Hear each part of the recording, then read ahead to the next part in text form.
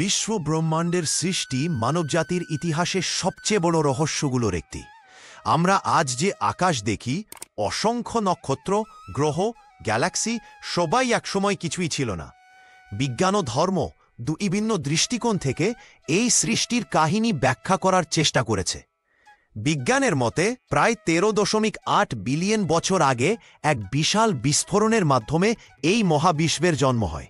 এই ঘটনাকে বলা হয় বিগ ব্যাং। তখন মহাবিশ্বে ছিল অতি ক্ষুদ্র, অতি গরম এবং ঘন একটি বিন্দু।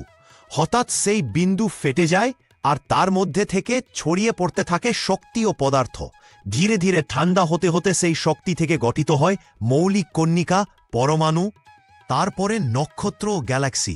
পৃথিবী ও সূর্যের সৃষ্টি হয় বহু কোটি বছর পর, যখন মহাবিশ্বে অনেকটা স্থিতিশীল হয়।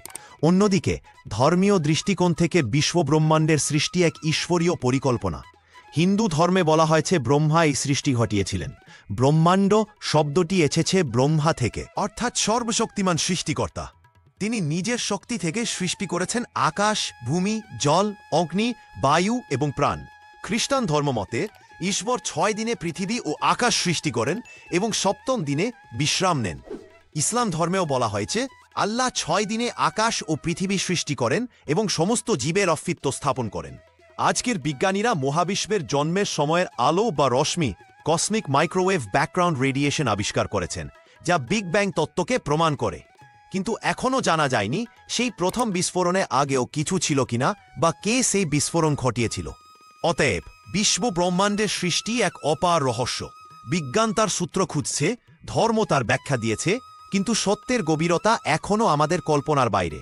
আমরা শুধু বলতে পারি এই অসীম ব্রহ্মাণ্ডের প্রতিটি তারা, প্রতিটি কোণা আমাদের অস্তিত্বের সাক্ষী।